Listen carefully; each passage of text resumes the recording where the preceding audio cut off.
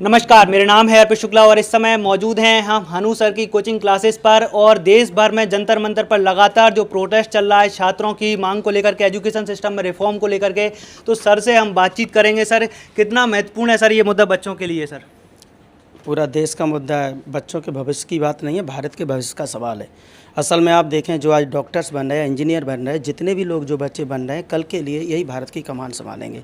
तो मेरा मानना है कि इस तरह की चीज़ें अगर गलत होता रहेगा तो बच्चों के साथ भी गलत हो रहा है।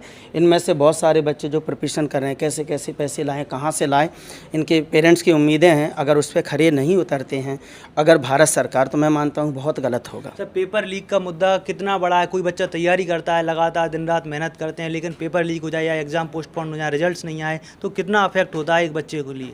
बहुत बड़ा मुद्दा है, थोड़ा बहुत छोटा मुद्दा नहीं है, बहुत बड़ा। एक पेरेंट्स की पूरी उम्मीद होती है, ठीक है, कि हमारा बच्चा कल जो हम पैसा लगा रहे हैं या जो उसे समय दे रहे हैं वो अच्छा करेगा, वो कहाँ से पैसा लाता है। और सबसे महत्वपूर्ण बात इसमें है कि ये जो नीट वाला एग्ज़ाम्स हुआ, कल अगर मान के चलो कि पेपर लीक होगा तो गलत डॉक्टर बनेंगे, तो गलत इलाज होगा, तो भारत का भविष्य अंधकार में जाएगा।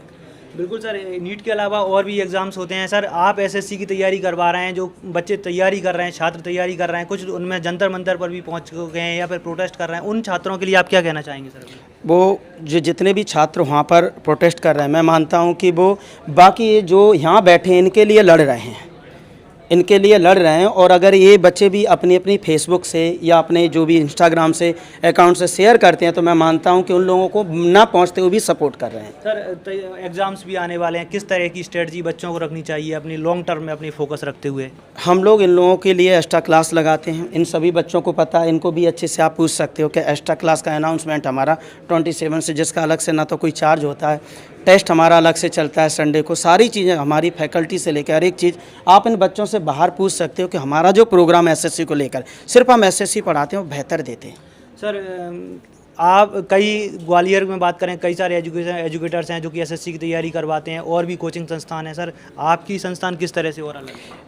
अलग अलग सबसे पहले मैं बता दूं, जो मैंने आपको बताया था, पहले भी बताया था मैंने आपको कि एब्सेंट लिस्ट है, ये है आपकी कितने की 22 जुलाई, मतलब 22 जुलाई कब थी? कल। इसमें क्या है, वो स्टूडेंट जो क्लास के अंदर नहीं आए उनके स्टूडेंट्स नंबर और ये पेरेंट्स के हैं। आप अंदाज़ा लगाओ ये लिस्ट कितनी बड़ी है, आप अंदाज़ा लगाओ ये लिस्ट कितनी बड़ी है। इतनी बड़ी ये लिस्ट जहाँ पर बच्चे कम से कम नहीं तो 250 से 300 बच्चे इसमें एब्सेंट है। आप अंदाज़ा लगा सकते हो ये वो बच्चे हैं जो गांव से आए हैं या शहर से, घर से तो निकले हैं लेकिन क्लास तक नहीं आ रहे पेरेंट्स तक। पर हम लोग क्या करते हैं कि पेरेंट्स को कॉल भी करते हैं, एक एक चीज़। दूसरा, जैसे आप लोग देख पा रहे हो, ये हमारे यहाँ एक डिजिटल कार्ड है और पेरेंट्स चाहे तो इस कार्ड को स्कैन करके घर पर देख सकता है अपने बच्चे का कि मेरा बच्चा किस दिन क्लास नहीं आया। तो बाकी कोचिंग संस्थानों पर एसएससी के मामले में ये नहीं होता, पर हम लोग ये देते हैं। कहीं ना कहीं पेरेंट्स को या बच्चों को भी ऐसा लगता है कि 400-500 बच्चे बैठे हुए हैं तो शायद टीचर्स नज़र नहीं रख पाते हैं। ये नज़र है, ये नज़र हम लोग रखे हुए। पहला तो ये नज़र जो इसमें एब्सेंट लिस्ट है। दूसरा, ये क्यूआर जो है ना वो पेरेंट्स के पास है।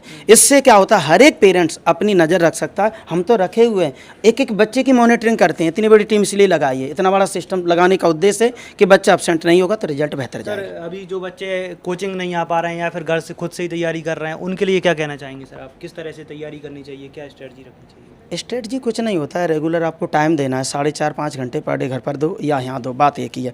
पर बच्चा ऑनलाइन से कंसिस्टेंसी नहीं रख पाता है, प्रॉब्लम ये आती है स्क्रीन पर आप 4 और 5 घंटे नहीं देख सकते, पर ऑफलाइन क्लास में आप लोग ऐसा कर। मैं एक बात ज़रूर बोलूँगा, लेकिन व्यापम की प्रिपरेशन को छोड़ के बाकी सारी प्रिपरेशन कर सकते हो। उसकी वजह एक ही है कि 2017 के बाद एसआई का पेपर एक ही बार हुआ है, इन 9 सालों में एक बार ही पेपर हुआ है। ऐसे में बच्चों का भविष्य अंधकार में होता है, कंसिस्टेंसी कभी भी नहीं रहती एमपी के अंदर, इसीलिए हम लोगों ने एसएससी को चुना है। बिल्कुल, यदि आप भी एजुकेशन में तैयारी कर रहे हैं, एसएससी या फिर किसी भी एग्ज़ाम्स को लेकर के कोई मार्गदर्शन लेना चाहते हैं, तो आप सर से संपर्क कर सकते हैं। हनु सर कोचिंग क्लासेस पर आप आ सकते हैं और नंबर भी हम आपका सर को प्रोवाइड करवा देंगे, वहाँ से भी आप सर से गाइडेंस ले सकते हैं। और आपका इस चर्चा के बारे में जो भी सोचना, अपनी राय आप कमेंट बॉक्स में लिख सकते हैं।